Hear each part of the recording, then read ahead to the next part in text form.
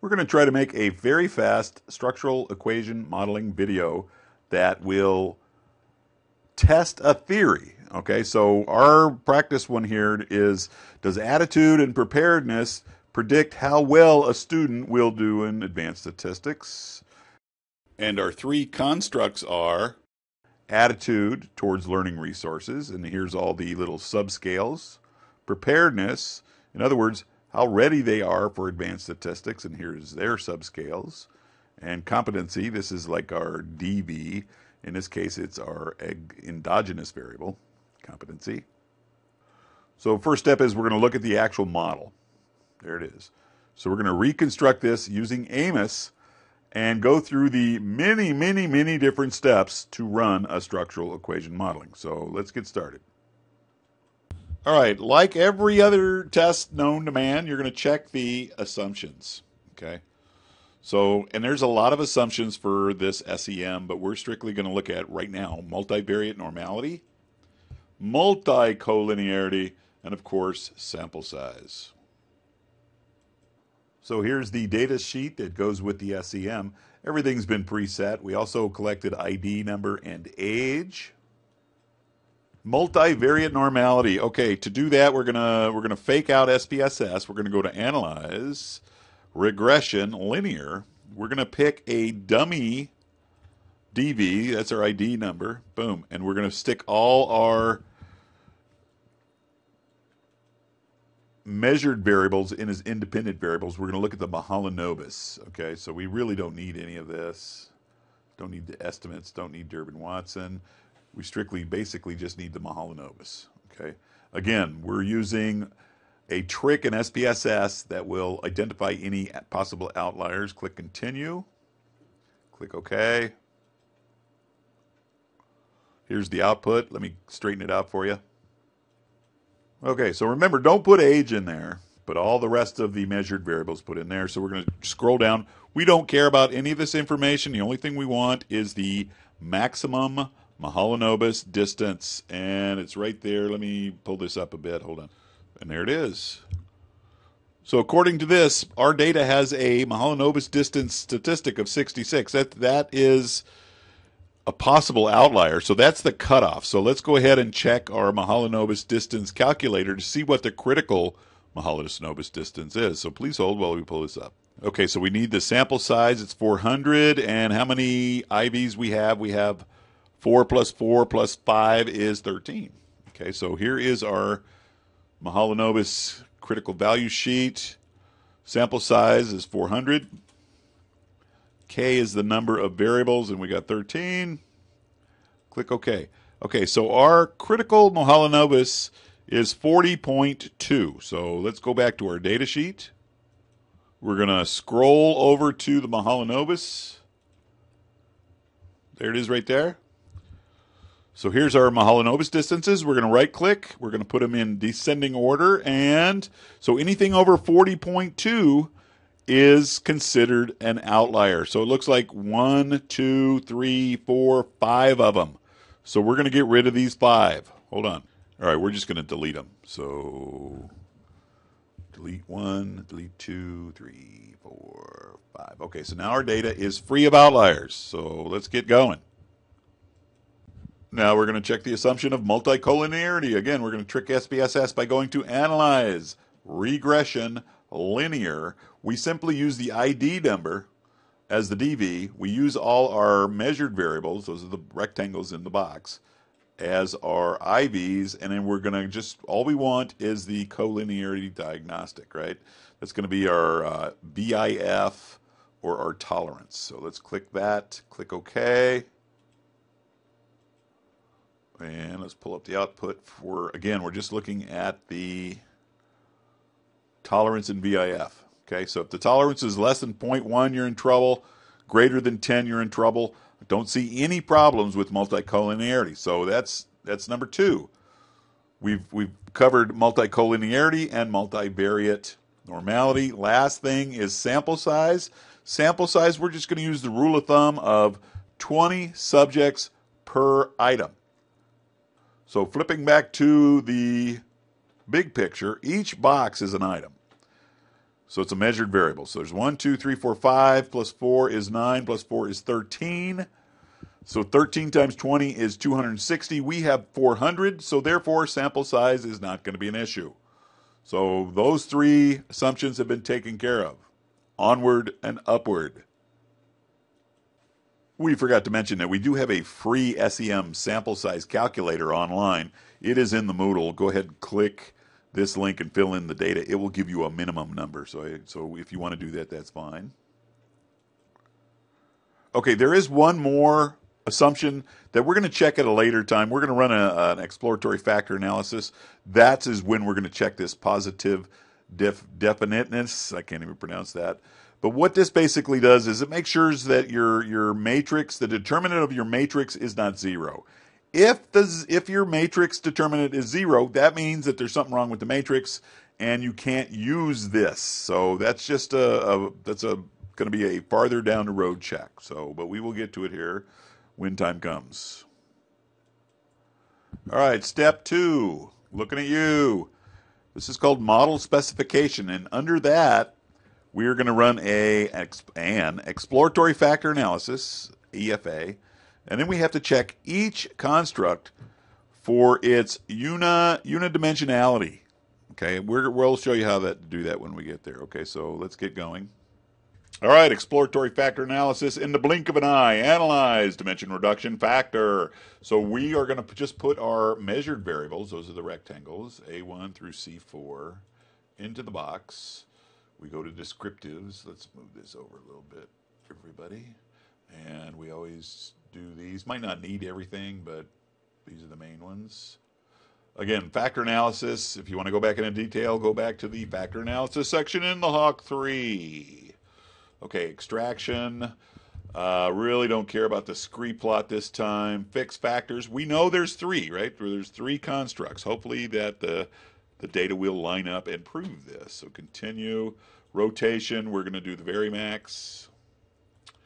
Scores nothing. Option, we are going to suppress by up to 0.3. Click continue. Click OK. Look at the data. We don't need the means. We don't care about the correlation table. We do care about the determinant. Okay, this goes back to that positive definitiveness. I think I pronounced it properly. So this is not 0, therefore you can continue. I will say that again. Because the determinant is not 0, then you have proved that you are dealing with positive definitiveness. Okay, so back to EFA. Your Kaiser sampling size is big enough because this is greater than 0.5, so sample size is not an issue. The Bartlett's test of sphericity is significant, which means at least 2 of these are lining up. So that means you should run a factor analysis. And now we look at our commonalities. If they loaded up before extraction or before rotation extraction, and these are all greater than 0.3 or 0.4, so they're all loading up pretty darn good. And here's our number of eigenvalues. You'll notice there's only 3 of them that are greater than 1. So it does look like that we do have 3 constructs. The EFA supports that. Last thing we got to do is look at to see which item loaded up under which factor. Now, hopefully, preparedness, they're all together. Attitudes are all together, and the last one, competencies, are all together. Do not look at the component matrix. Look at the rotated. Okay, this will tell you. So right off the bat, the attitudes, they all load up under the second factor. Preparedness, all under they're all together. They're all clumping together. Okay. So it looks like, thanks to EFA, we have definitely proved that these factors are loading up the way they're supposed to. So we do have 3 constructs. Last thing to do with EFA is we have to look at the reliability. So we're going to go to Analyze. We're going to go to Scale Reliability. What we're going to do is we're going to put in the items that made up the first construct, which was A. We're going to check the A's first. Bounce them over there. Boom. We're just going to look at the item, scale of deleted. And I think that's the only one we need. I'm going to click continue. Click OK. Hold on. All right, here's the reliability output. We have trouble, Houston. The reliability score is way less than 0.5. I'm sorry, 0.7. That's the cutoff. So what you do is you go down to this next box. Hold on. Okay, so if your reliability Chromeback's alpha isn't up to 0.7, at least 0.7, go down to the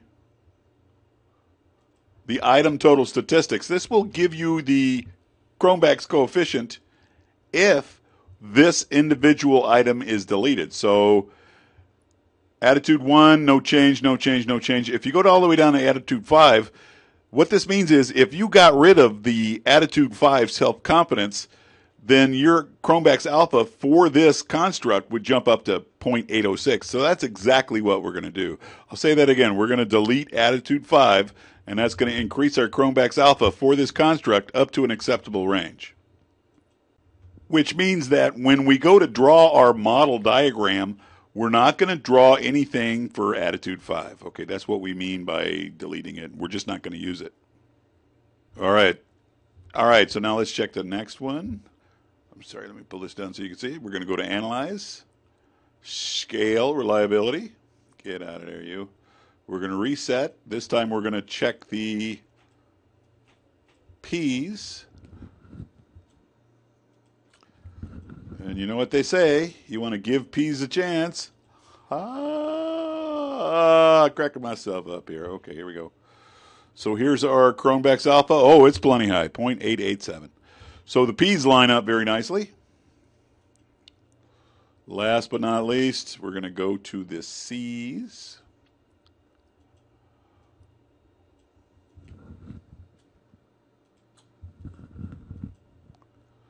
Click item, click scale, scale if item deleted, continue, okay. And the Chronebacks for the C's is also outstanding as 0.821. So we have 3 reliable constructs. All right, the next step is we have to check the complexity of this model. What that means is that we have to identify this model to make sure it is what we call over-identified. And again, there's a section back in the path analysis that will explain this, so I'm going to kind of go over it really fast. But what we're looking for here is we are going to check the degrees of freedom of this model, and we want it to be greater than 0. So if you get if we get a negative degree of freedom, that means our model is under-identified. Or if we get a degree of freedom of 0, that means it's just identified. If you get either one of those situations, that means that the Amos program will not be able to run your SEM. You can still do it by hand, but I don't recommend it. So what we're looking for is a degree of freedom of greater than 0. That will call it over-identified, and that means that we could proceed with Amos. So let's go ahead and figure out how we identify this model. So the degrees of freedom is the number of observations. Those are the rectangles, right? Those are the measured variables minus the number of estimated parameters. So we'll go through this step by step real fast. So the number of observations, to get that number of observations, is you take the number of indicators, which we have 1, 2, 3, 4. You'll remember we got rid of A5 because the EFA told us to. So we got 4 here, 4 here, 4 here. So that's 12 times 12 plus 1 is 13. And that's a grand total of 78. So we have a total number of observation is 78. I'm going to move it up there. The next part is we got to figure out the number of estimated parameters.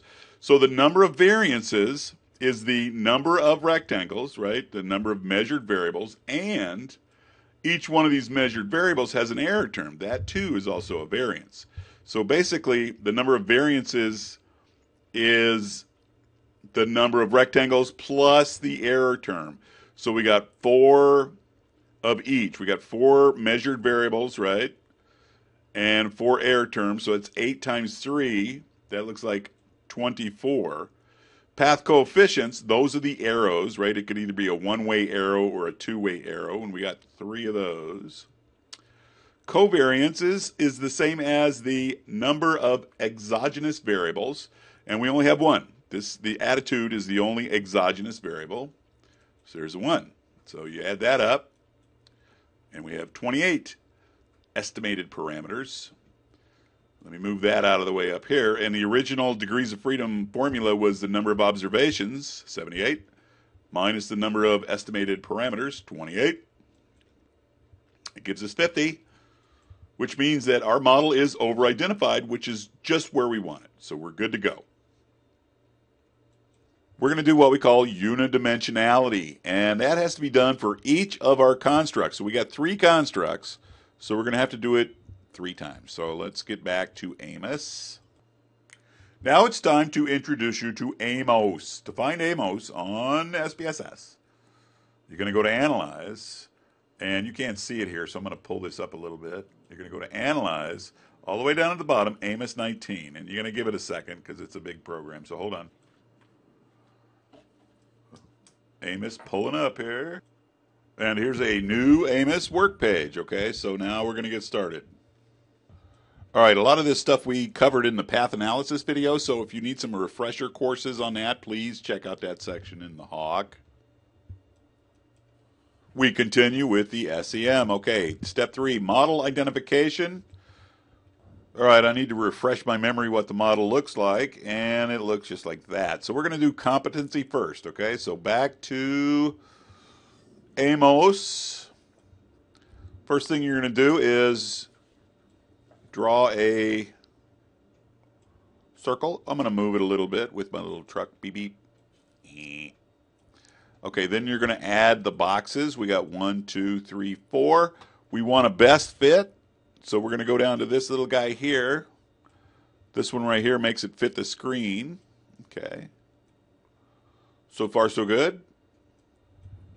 Okay, so we go to insert data. We're going to put the data information into the rectangles, the measured variables, right? So these are all our C's. So this is going to be C1, C2, C3, C4, and I'm going to clean this up. Give me 1 second. So you close out of this.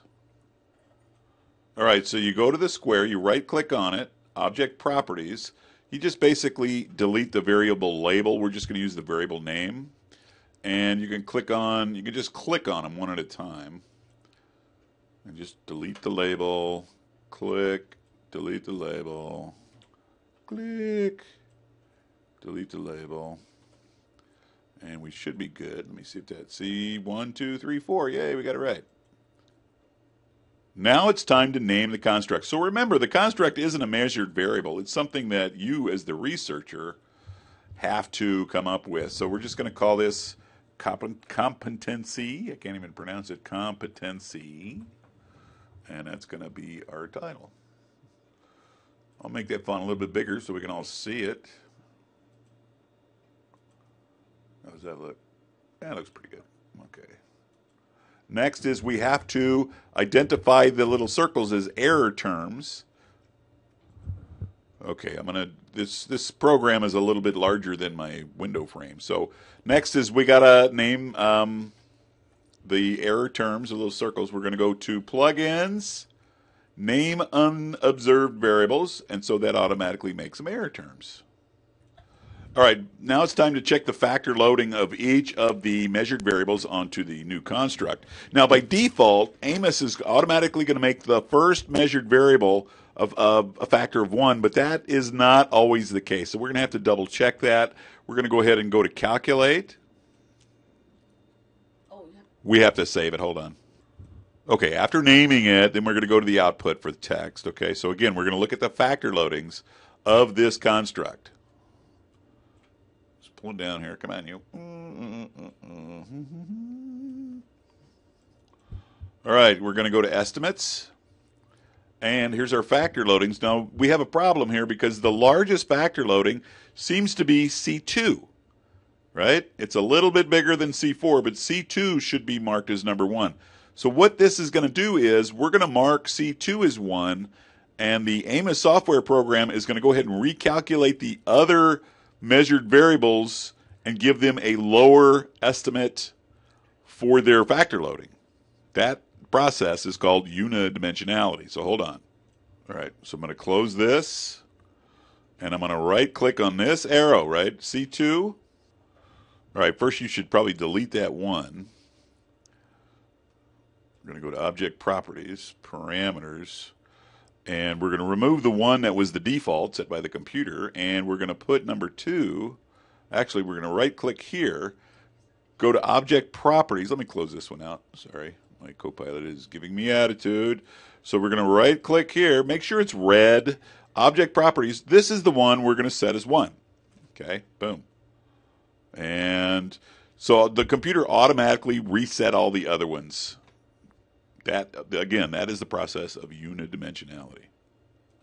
And I'm going to prove it to you by, we're going to recalculate. We're going to go back to the estimates. Hold on.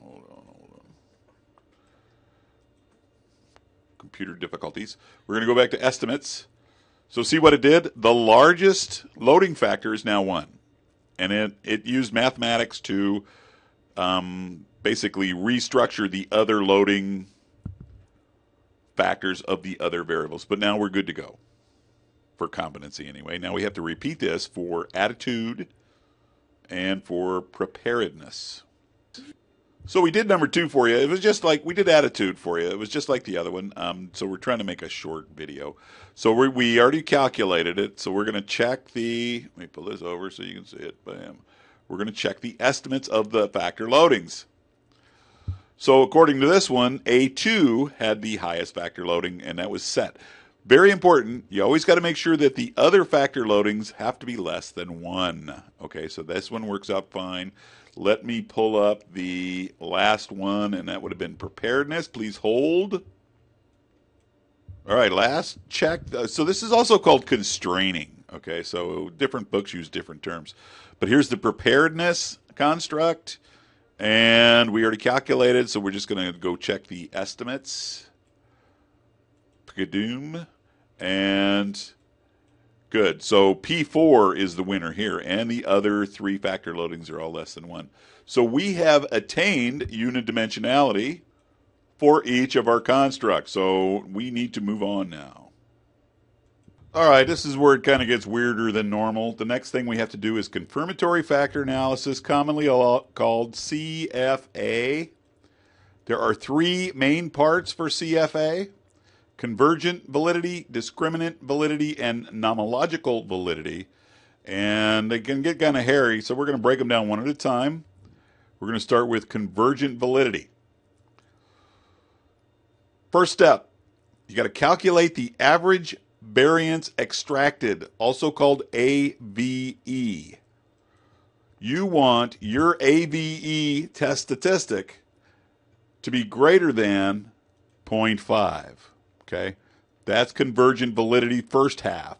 The second half of convergent validity is you got to calculate what we call the construct reliability. Careful, the word reliability makes you think of the Cronbach's alpha, but the Cronbach's alpha is internal reliability, and this construct reliability has more to do with convergent validity. Okay, so it's not Cronbach's alpha, but you want your construct reliability test statistic to be greater than 0.7.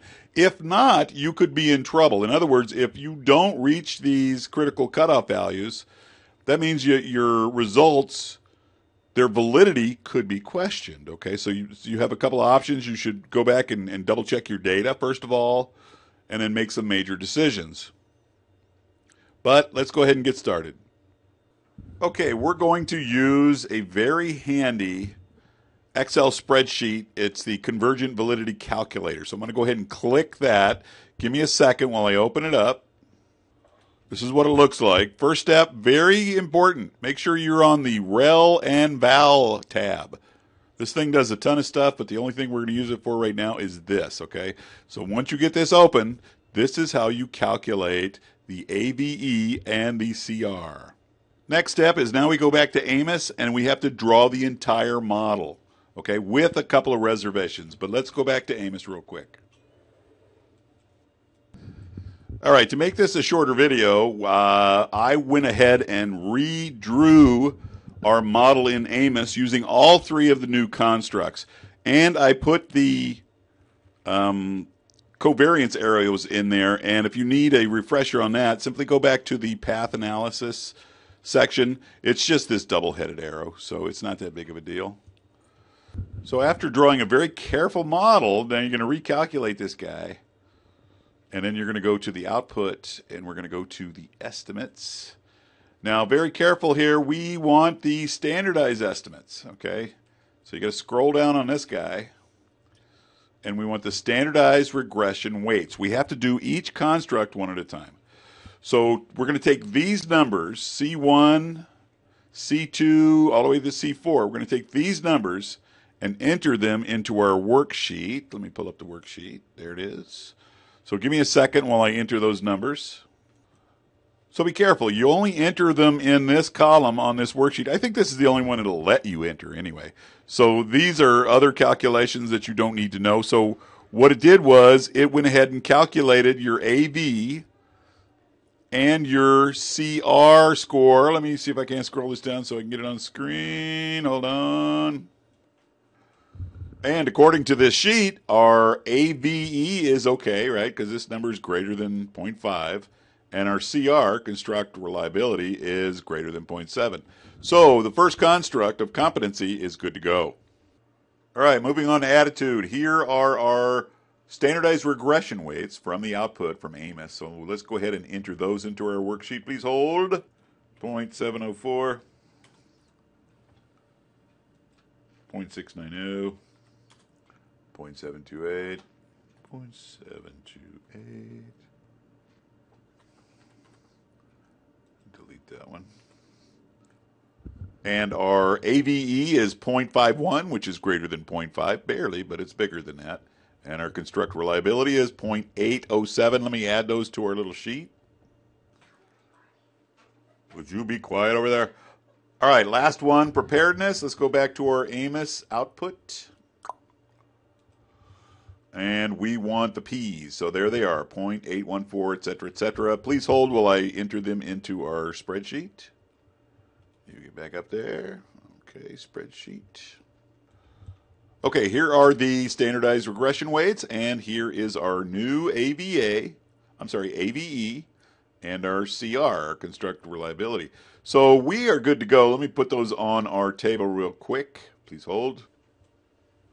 So we are golden here. What we have just established is that the convergent validity between these three constructs was established. Okay, so we are good to go. We're going to move on to the next step. On to discriminant validity.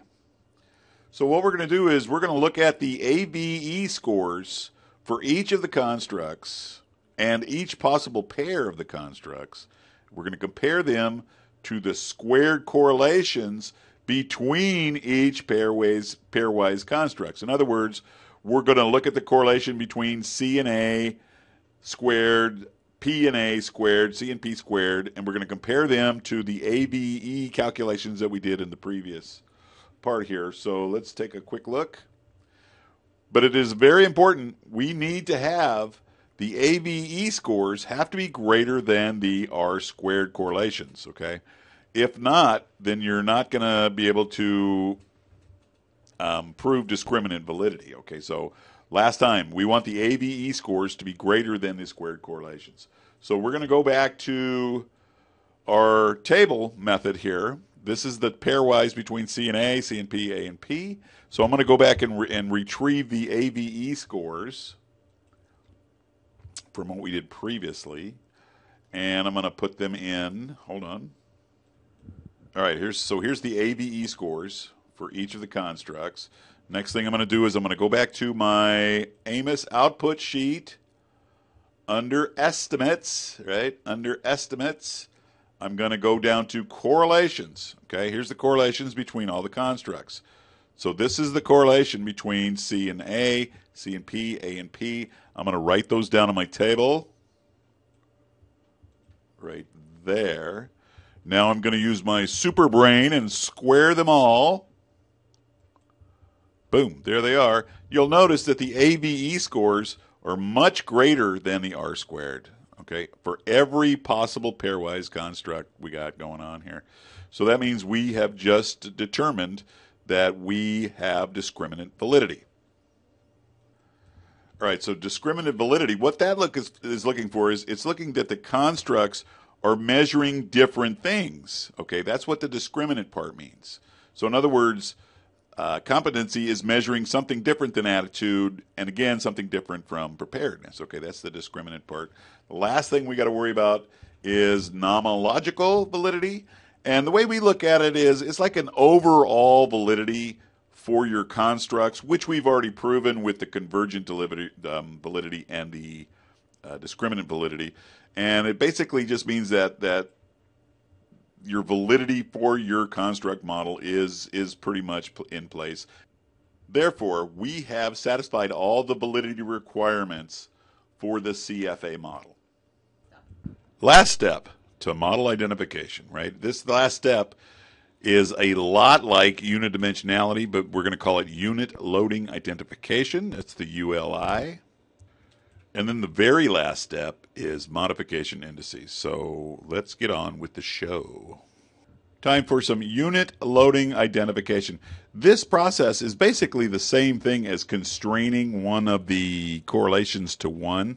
But I'm going to walk you through this. Let me pull this down here. You're going to go to View, Analyze Properties. You want this box to pop up. You're going to switch to the output box. You want to make sure that the modification indices, let me pull that up a little bit, box is checked, and you want this to be 10. So 10 is like the minimum number. So that's what we want there. And just click out of it. We're going to rerun the calculations. And we're going to look at the output. And here's the output. We're going to go to Estimates. And here they are right here. Okay, so again, here's our 4 C's. It looks like C2 is the winner. So we're going to make that. I'm going to go here. I'm going to go to C2, right-click, Object Properties, Parameters. I'm going to make this the 1. Because it's the largest. So the software is going to automatically calculate the other ones as ratios to what the C2 one is. What the C2 is, it's a 1. And then we're going to get rid of this one. Just delete it. Okay, so let's do this for all of them. That was our C. Our A looks like it's going to be number 2, right? That's the largest. So back to A. 2. I'm going to delete this one. And then click the 2 and type in a 1 there. That's going to do that for us. And then the last one is the P for Petunia. And it looks like that number 4, P4, is the largest. So we're going to go to P4. Wait, I'm sorry. Let me get it all on screen here for you. So I'm going to undo the P1. I'm going to do that right. I'm going to undo the P1, make that as a deleto, and then I'm going to go to the P4 arrow. That's going to be our 1. If I can do this right. Boom. Okay, that's going to be our 1. So now we have finished the ULI, or the unit loading identification. All right, very important. Anytime you make any kind of changes to your model, you're always going to recalculate it, and that's going to give you a different text output. But we're going to go ahead and double check to make sure that our estimates do fit. Right, so now competency, the highest one is 1. For the attitude, the highest one is 1, and the preparedness, the highest one is 1. So that part worked out very well. All right, at this point, we're going to check on the notes here. We're going to go to the notes for model and look at the chi-squared. And you'll notice that the chi-squared is a huge number, which means there's a significant difference between this model and the saturated model, which means that our model has not been identified yet, which is bad. So in order to fix that problem, we're going to go to modification indices. The software is going to suggest some changes. So let's take a look and see what we have here. Amos is suggesting that we add a covariance between E2, error term 2, and preparedness, and between error term 1 and preparedness. So we're going to do that right now. All right, so here, let me drag this over here. This is your covariance line. I'm going to click on that. And we want it from E1 down to preparedness. And we want E2 down to preparedness. Okay, now we're going to recalculate. We're going to click the view text output. Remember, every time you make a change, you got to recalculate. And our chi-squared is no longer significant. Yay, us. So what that means is we have properly identified this model, which is good, which means we can continue. Now, back to the other thing. These covariances we put in, they will not be in the finished SEM model. We should throw that little note in there, okay? So just remember that. Okay, we're going to go back to the modification.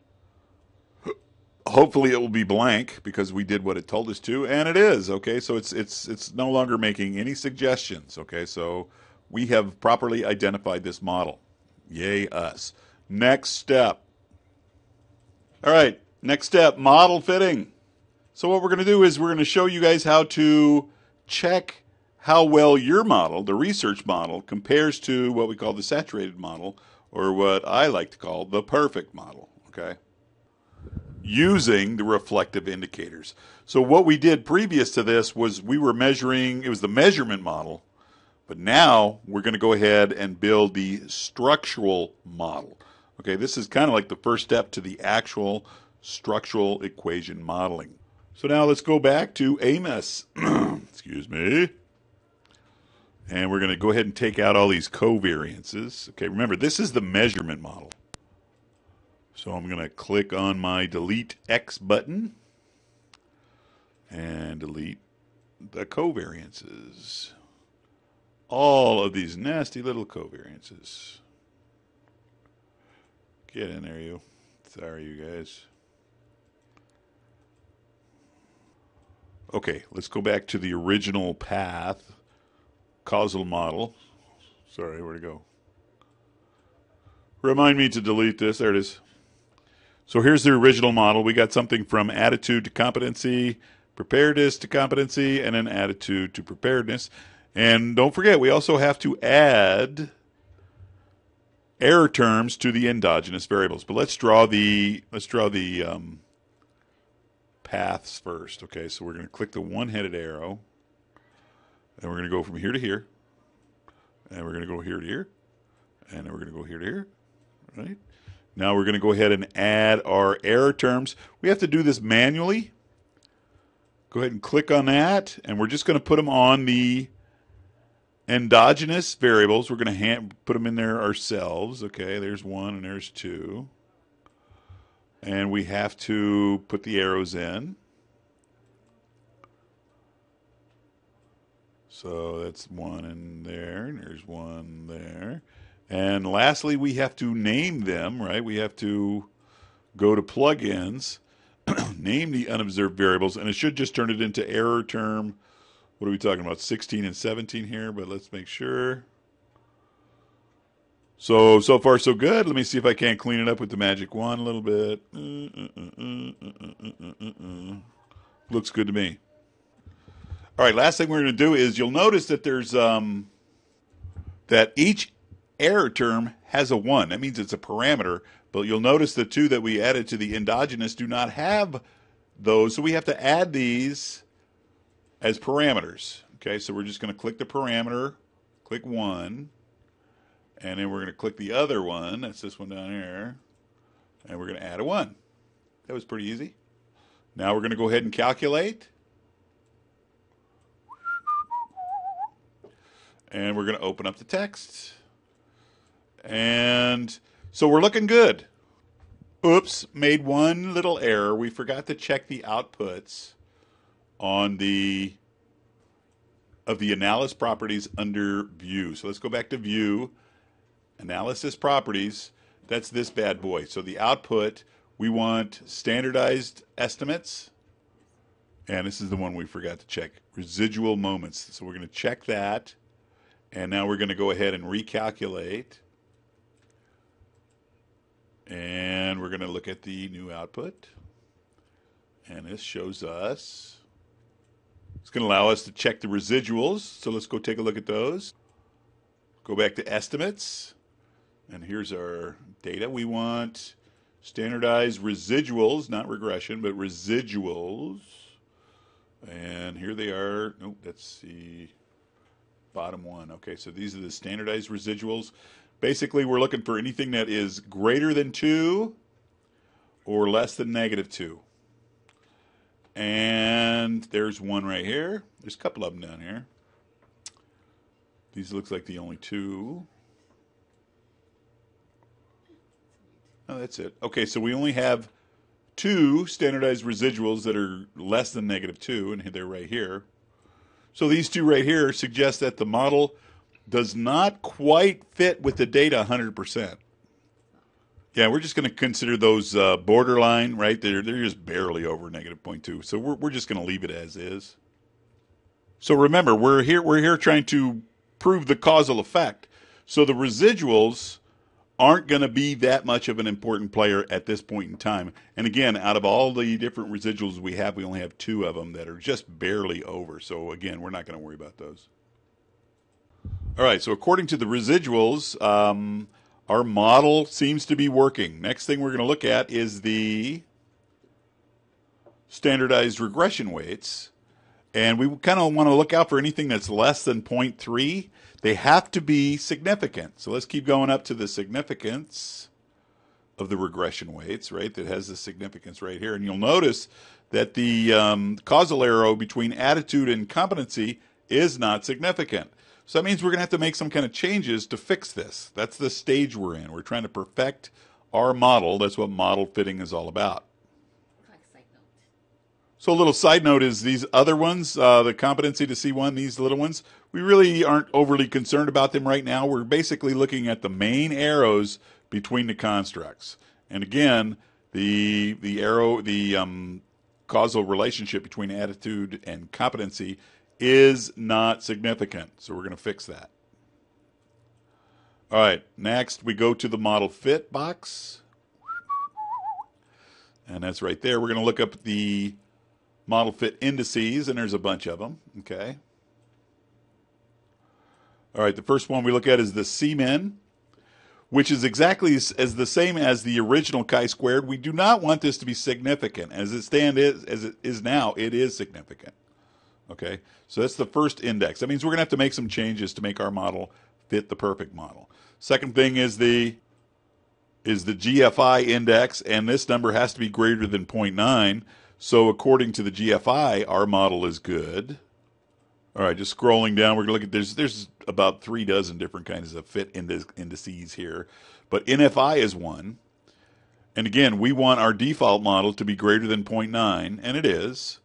We want our CFI to be greater than 0.9, and it is. So we have a lot of good fit indices so far, but not 100%.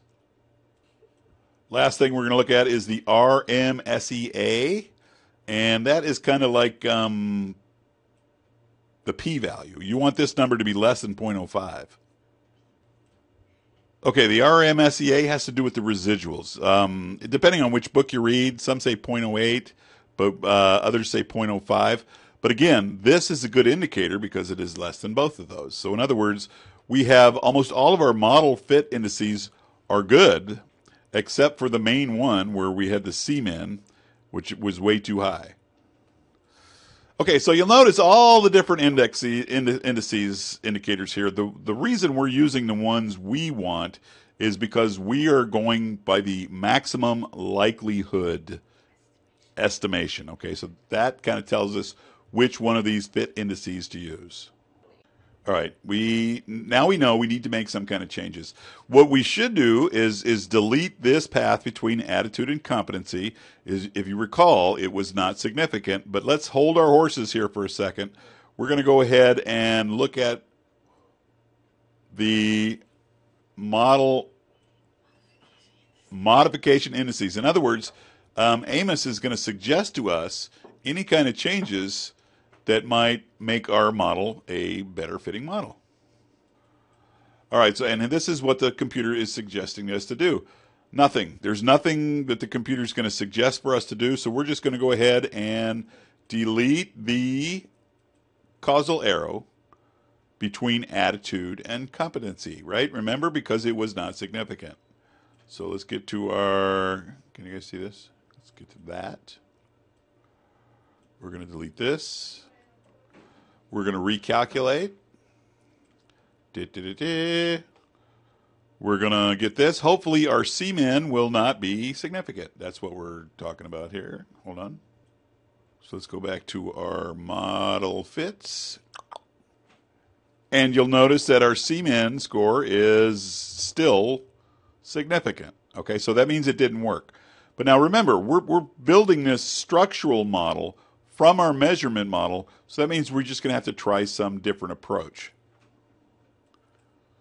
Always keep in mind that at this stage, it is very rare to get a perfect fitting SEM model, okay, at this stage. So to wrap this thing up is most of our fit indices are good, except for one, the main, or not the main one, but the C-min and the chi-square test is telling us that our model is not quite close enough to the saturated model or the perfect model. I'm happy now. And that wraps it up for model fitting. Stay tuned. We're going to go to the next step.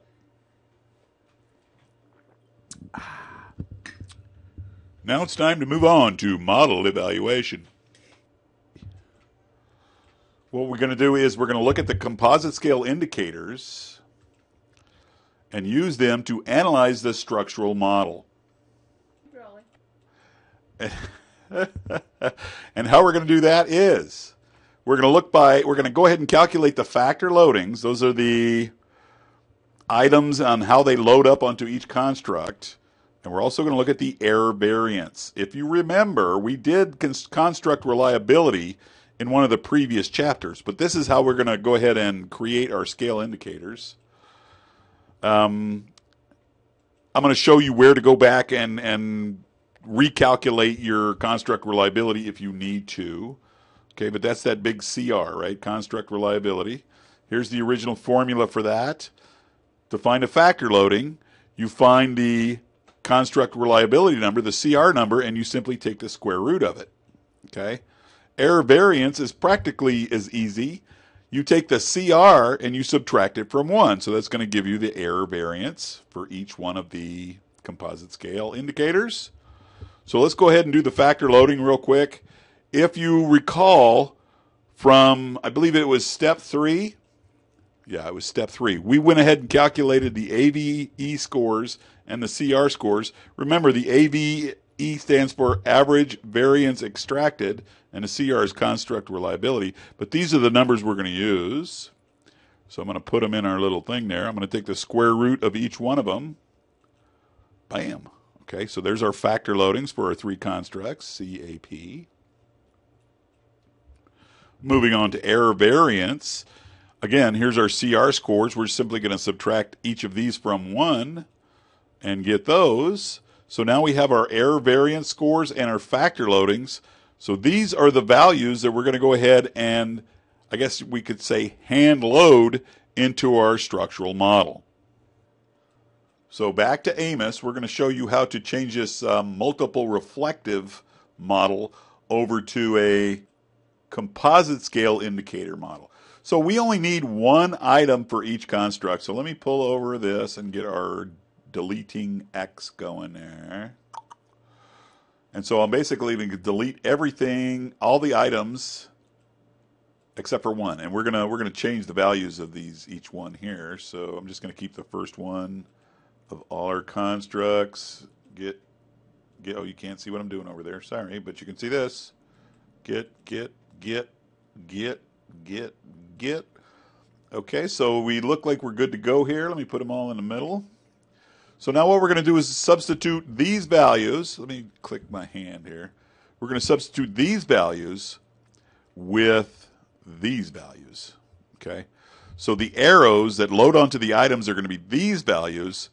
Let me pull this guy up again.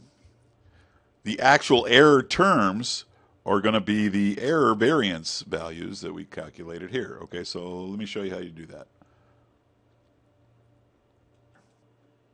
we're going to replace the factor loadings first. So this arrow is the factor loading. So that's for C. And as you recall, this number should have been 0.915. And the one for the A, you just click on that one, and that should have been 0.898. Isn't this easy? And then the last one is this guy. And that should have been 0.932. So that takes care of those guys. Now we're going to go ahead and replace the error variances. So I'm going to start with this one. There's the C. Let me put this where you can see it. Sorry, you guys. Click on that. Actually, I'm going to right-click on that. Object Properties. Wait, let's make sure you get the right one. Right-click. Click until it's highlighted. Oh, hold on. All right, fixed it. Okay, so you're gonna right-click Object Properties. And so the error variance for the C was 0.162.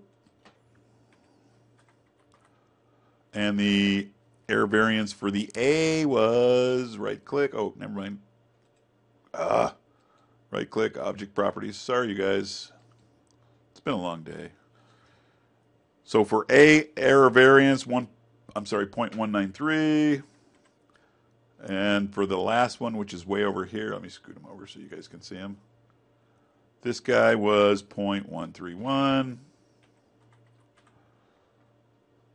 So we have substituted all the factor loadings and the error variances. The last thing we have to do is figure out the average for each set of the items that load up onto the construct. Okay, so we're gonna add up all the construct. We're gonna take all the items that load up onto a construct. We're gonna add them all up and divide by 4.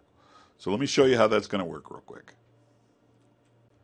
So what you're going to do is you're going to go and take the average of each of the items. So we're going to add up these 4 items, divide by 4. That's going to be the average for the competency.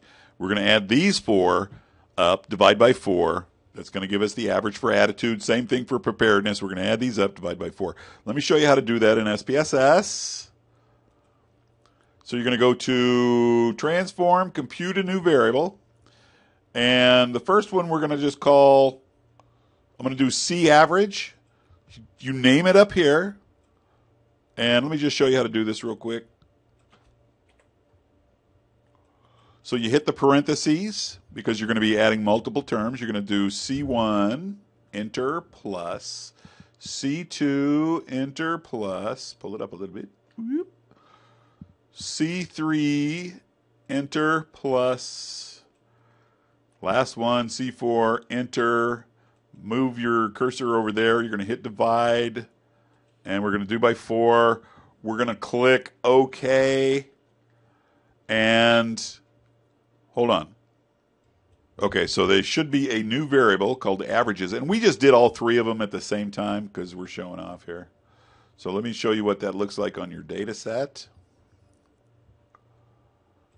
But this is what we did. We found an average for the A, P, and C. So again, we only did it for the C, but just repeat it for A, P, and C. So now we have the means to these. We have to substitute these values back into, hold on, not this one, back into these values. So we're gonna change the data from C1, P1, and A1 into the averages that we just figured out. So anytime you make a change to a data sheet, it's a good idea to save the data, okay? I'll say that again. Anytime you make a change to a data sheet, save it. Okay, so this is saving the new data. Let's go back here. We have to... So here's a quick little sidebar tip. If you look at the data that was used, the new data should not be in there because this is an old save, and they're not. You notice that the average variables that we just made are not in here. So what we have to do is pull this box over and go, and now we have to reselect it. Don't even look at this, but you're going to go to File Name, and you're going to let the computer repick it, and I think it should be right on top here. This is us. Right, click Open, and then OK. So now let's check to see if our averages are in this data set here. Get back in there. Here you. And yes, they are. Yay. So we're going to transfer these over to here. It's as simple as A, P, C. So I'm going to start with C and just click it right in there. P goes over to the P section, which you can see, sorry. And then A is right on the A section. Okay. And then I'm going to clean these up a little bit. Right click properties. I think I can just put parameters.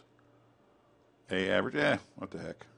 I'm just going to leave it alone. Okay, so we know that these are the averages now.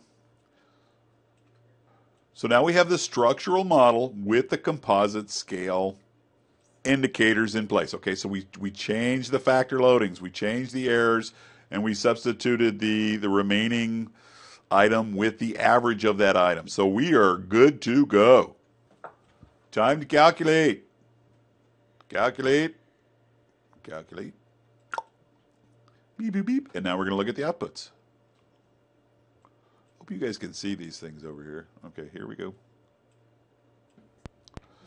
All right, since we're changing our multiple reflective indicator model to a different model with composite scale indicators, we're hoping that this will make our model a better fit. So first thing I'm going to look at is the model fit indicators. I'm going to look at the C-min. Hey, that's good. So, right, it's not significant. This is the same as our chi-squared. So what this is saying is that our model is not significantly different than the saturated model or the perfect model, which means we just made our model a better fitting model.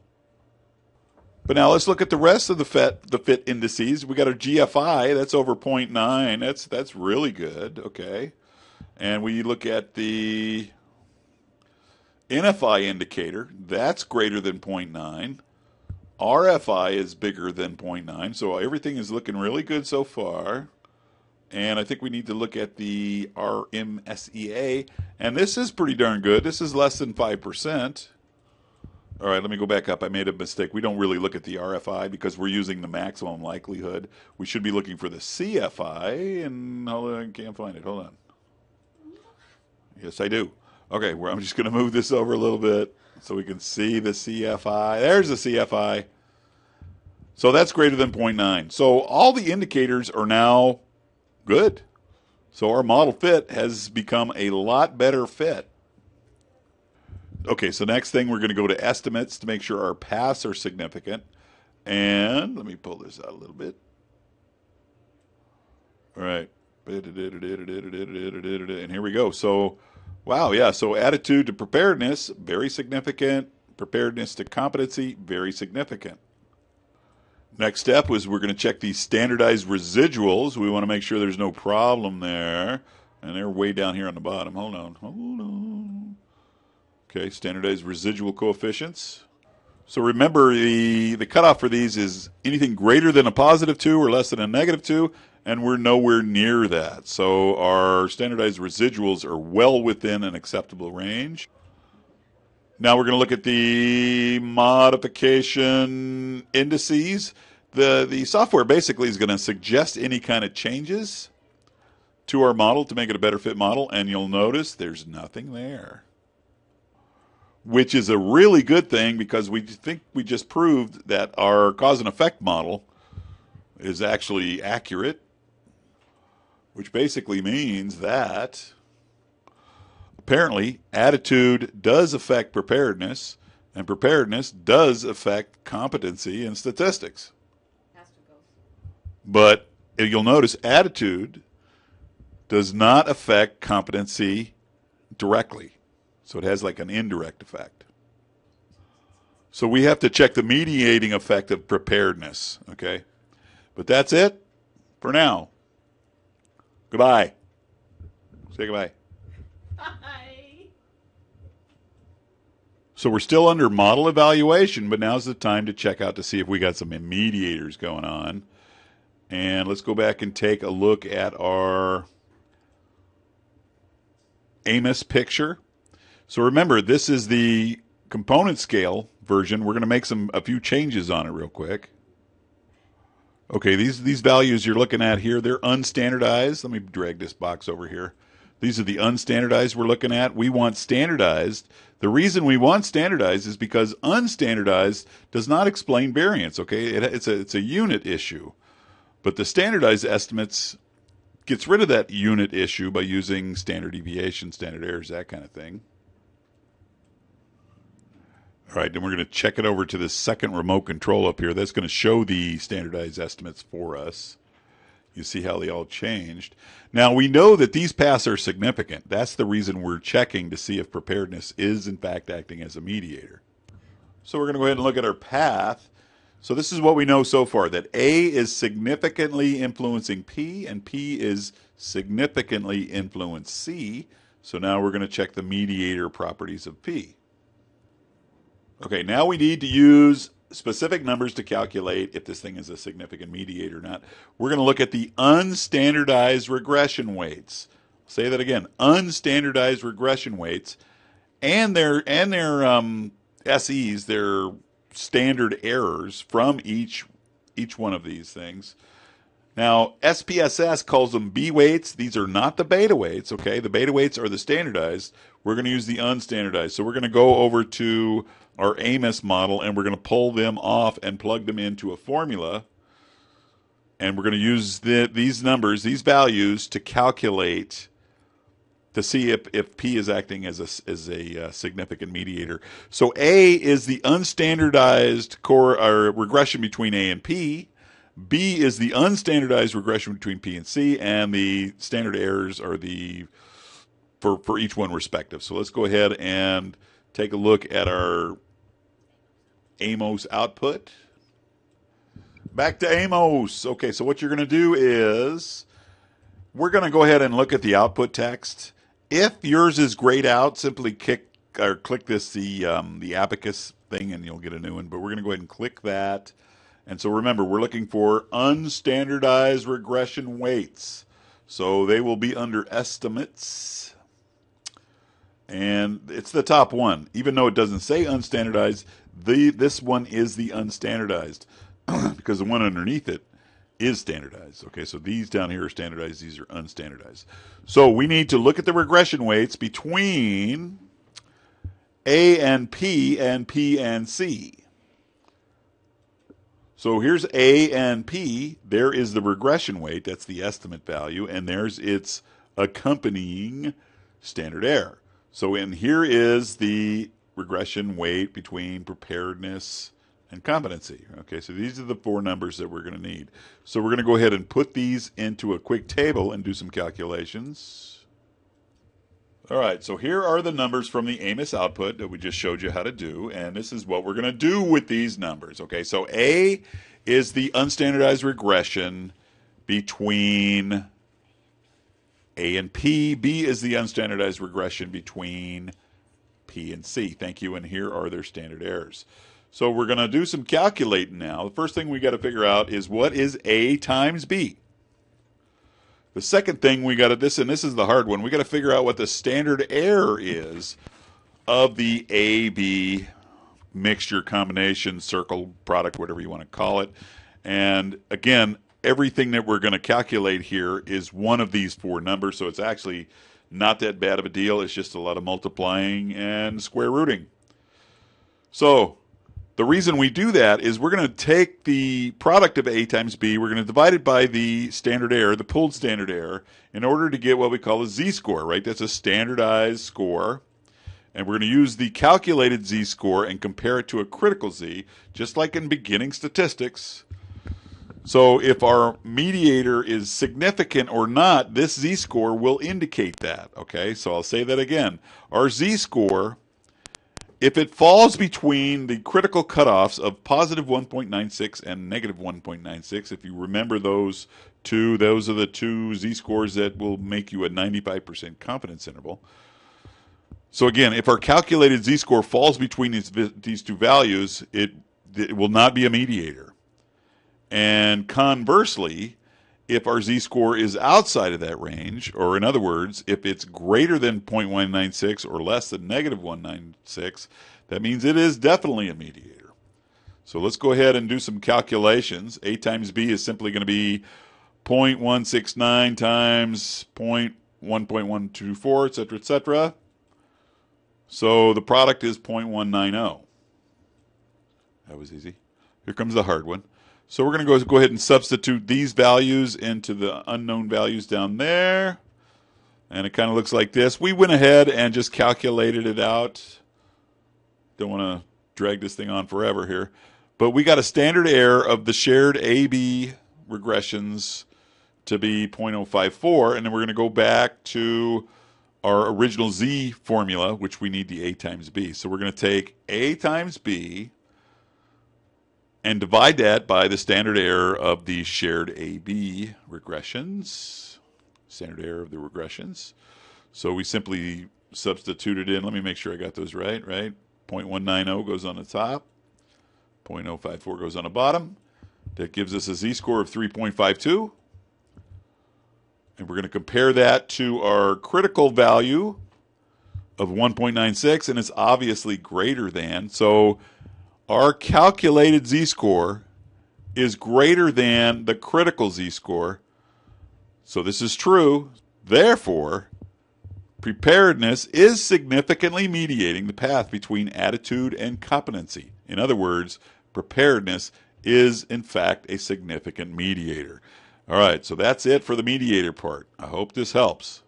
Next stage. Please hold. All right, final step, number 6, model modification. So we took you from here, from the original theory, okay, from the original model, and we ended up here. So you'll notice that the software told us that there was no significant causal path between attitude and competency.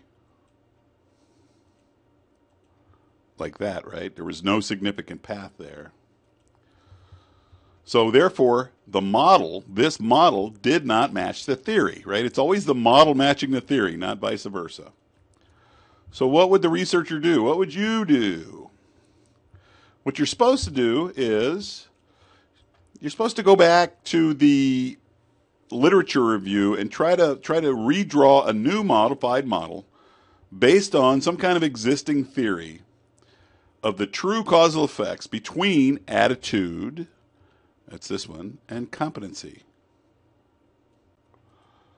Okay, so let's pretend that in the literature they had a variable that they called perseverance. In other words, how hard a person worked. Okay? And you wanted to add that to the model as a moderator between attitude and competency. So what you do is you would draw it into the model, and this is what the moderator symbol looks like, right? You got attitude to competency with perseverance acting as a moderator. What you would do is then you would rerun this new model using structural equational modeling again, which means that you're basically starting it all over. You're redoing the entire process with the new model. So the AMOS software, again, would check all the causal paths, et cetera, et cetera. You would look at the estimates and the model fit indexes and all that other stuff, okay? So some of the other types of modifications that you could add to your model could be introducing a new exogenous variable and or another endogenous variable. But that's it in a nutshell. I hope you enjoyed this. So our next step is we're going to redo this entire structural equational modeling as a guided homework. So thank you for listening. MGZ and Copilot out. Say something else. 我也不知道说什么。我好爱你啊，瑞瑞，我很舍不得你的。Don't make it too long. Okay, goodbye.